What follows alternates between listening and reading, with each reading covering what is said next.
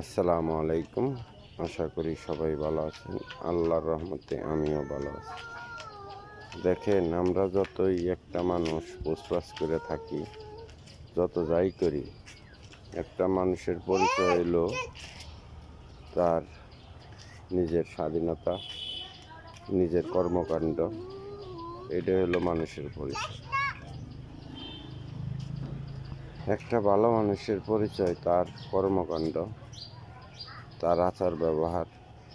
এটা হলো একটা ভালো মানুষের পরিচয়। ভালো মানুষের পরিচয় তার পোশাক আশাক, এটা না।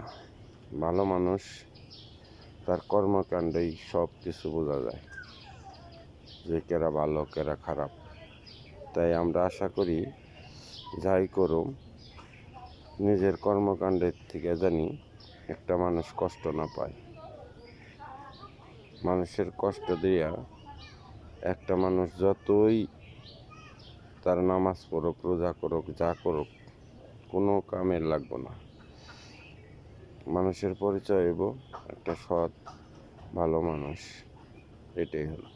সবাই ভালো থাকবেন, আমার জন্য দোয়া করবেন। আমি সবার জন্য দোয়া করি। আল্লাহ হাফেজ।